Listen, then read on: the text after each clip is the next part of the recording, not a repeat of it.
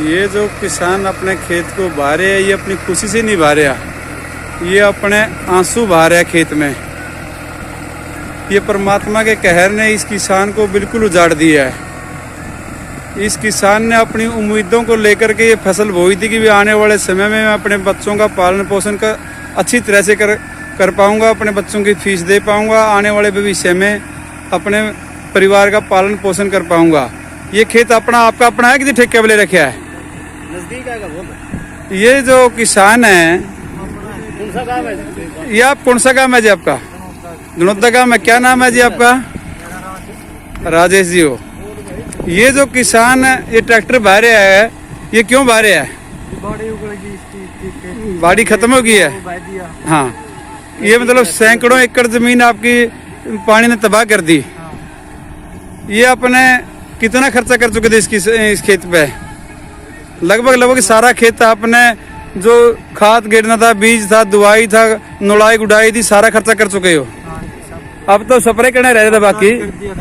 हाँ, जो अपने जो खर्चा करना था पैदा करने पे फसल पे वो कर चुके थे। अब ये फसल अपने जब नहीं होगी तबाह होगी, इसमें आगे भविष्य में क्या करना चाहते हो? जीरी लगाना चाहते हो किस और फसल? हाँ, जीरी लगानी है। जो आपका जो नुकसान हो गया इसकी भरपाई कहाँ से होगी? जो अपना जो इस फसल पे 20-25 हजार रुपये जो आप खर्च कर चुके हो, वो कहाँ से पूरा करोगे? बीमा तो करा रखा है, देखो। बीमा करा रखे है? बीमा कंपनी वाले ने बीमा कर रखे है, वो फोटो लेके आपके देखिए किसी ने आगे ये। हाँ भैया, मैं किसान यूनियन के सदस्य, जो सारी किसान यूनियन की टीम आई हुई है गांव धनौदा कला में, धनौदा खुर्द है। किसाना क्या नाम है जी आपका? मेरा राजेश जी। थोड़ा सा ऊंचा बोलो भाई, ये जो सारे के सारे खेत हैं, सैकड़ों एकड़ ये जमीन परमात्मा के प्रकोप से खत्म हो चुकी है। ये किसान ट्रैक्टर किसी खुशी में नहीं चला रहा, ये अपने आंसू बहा रहा है इस खेत को बांधते हुए। इसका दिल नहीं कर रहा ये खेत भाई अपना, ये मजबूर है भाई। ये फसल तो बिल्कुल खत्म हो चुकी है।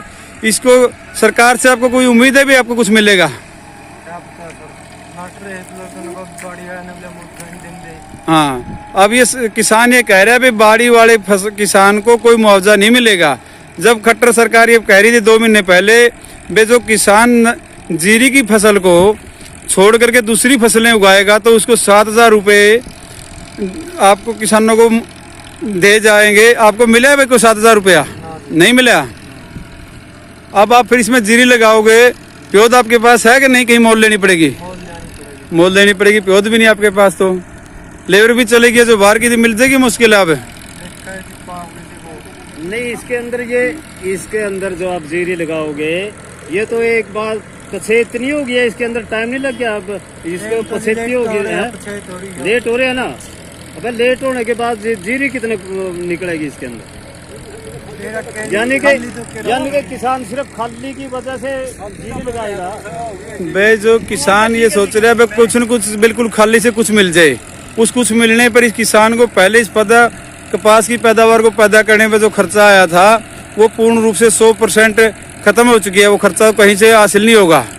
और जो आने वाले भविष्य में जीरी लगाने की कोशिश कर रहे हैं किसान, ये किसान साथियों को उम्मीद पे खड़े हैं भाई।